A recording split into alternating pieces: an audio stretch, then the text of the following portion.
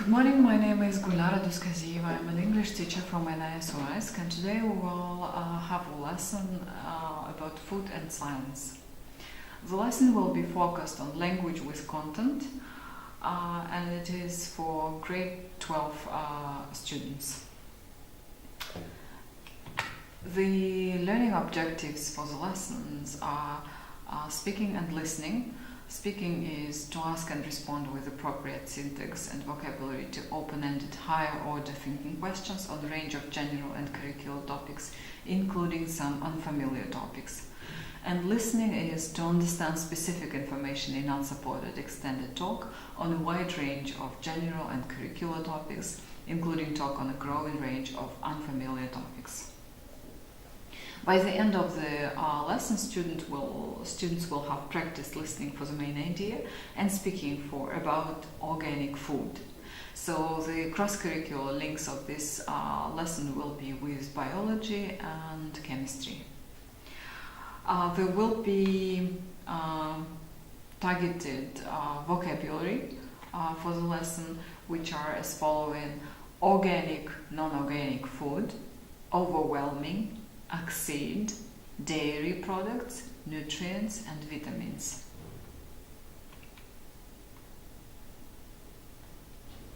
While talking about the content of the lesson, I will try to teach and talk about some of the teaching methods, effective teaching methods of teaching English as a second language, such as think, pair, share activity, eliciting and concept checking questions while pre-teaching vocabulary, MFP, meaning form pronunciation, mingling activity, and delayed correction techniques.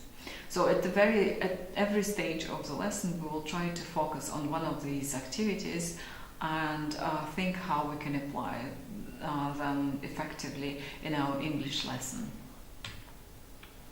To start with, I would like to talk about the layout of this and the sitting arrangement in the classroom. For this lesson, we choose the so-called horseshoe. Why? Because it's great if you are using visual aids, as in our case, doing board work or speaking activities like whole group discussion. If you look at this form, you see that all the students are able to see the teacher, the board and each other, and you will have a large space in the middle of the horseshoe to present and around the outside to monitor your students' work, distribute handouts, for example, etc.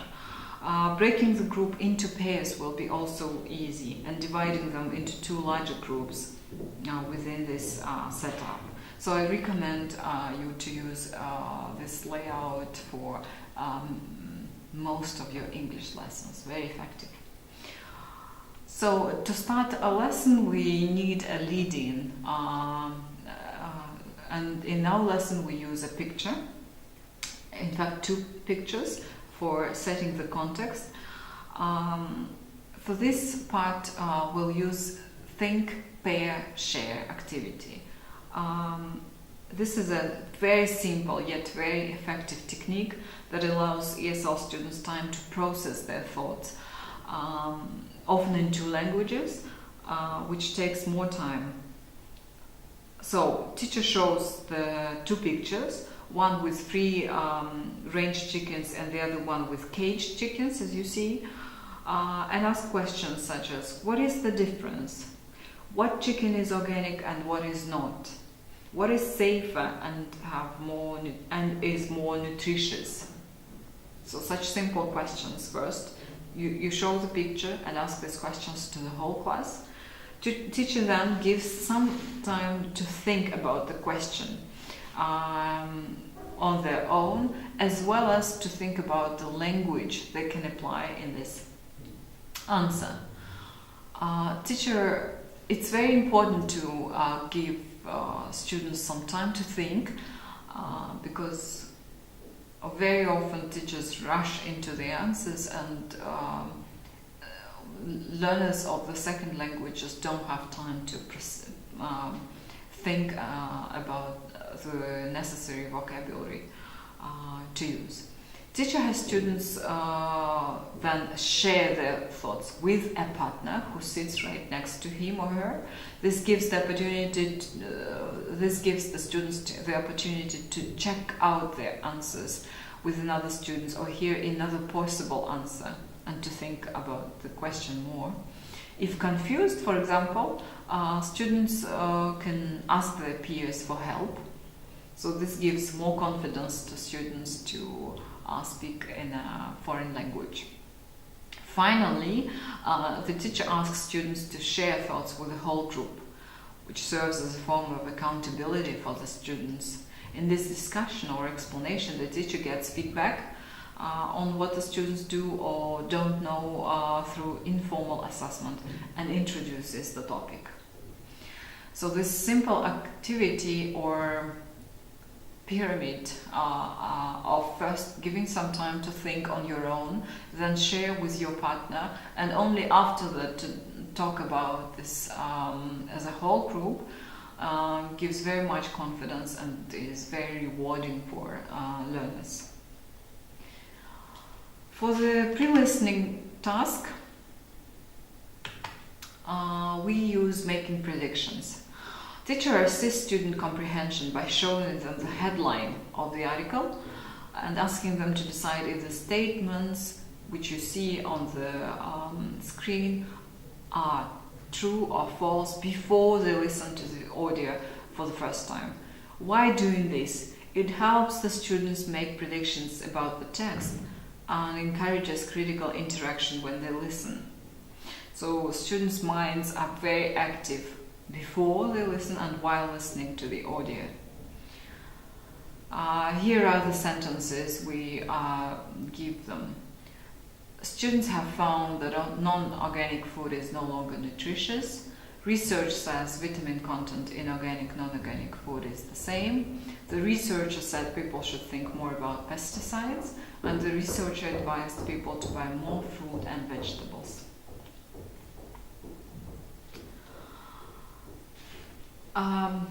Before listening to the audio, we need to pre-teach the vocabulary. And while pre-teaching it, the new words and phrases, we will use meaning, form, pronunciation technique. This pattern in presenting vocabulary and eliciting and concept checking questions is very helpful.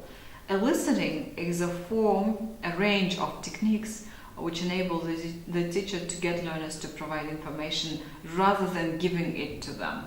Rather than giving the ready information to the students, it's much more effective to ask them to elicit it from them, because our students know a lot, and teachers can be surprised by the students' answers. It will increase also the student talking time at the lesson.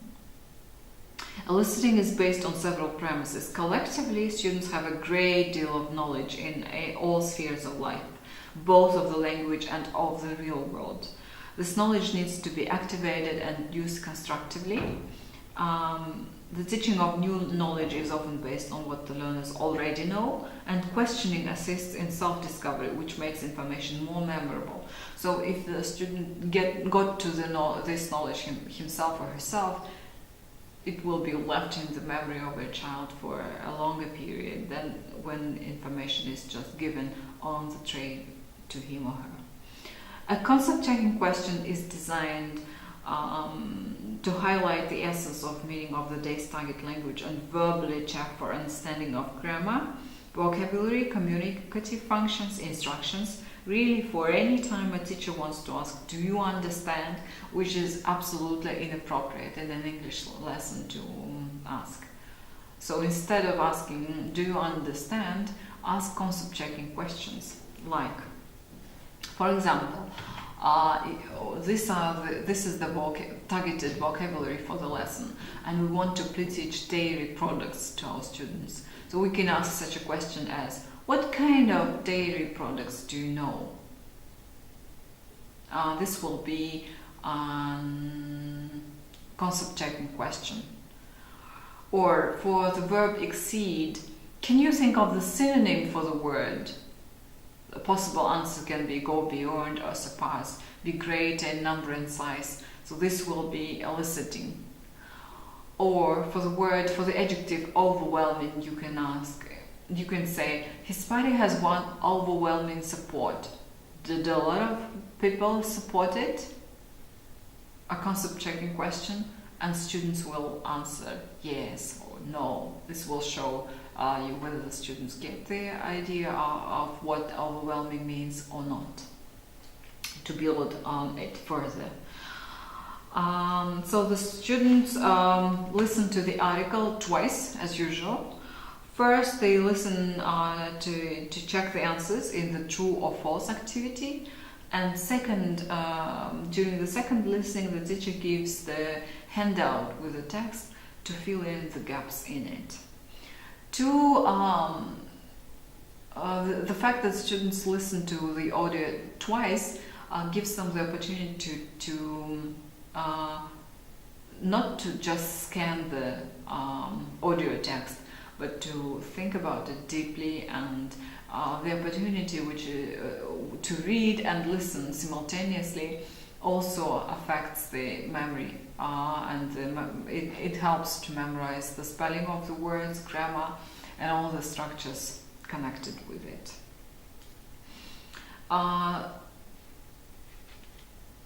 So listen to the audio. This time we will listen to it only once. Organic food no more nutritious. This is breakingnewsenglish.com. Scientists have revealed that organic and non-organic food contain pretty much the same amounts and kinds of vitamins and other nutrients.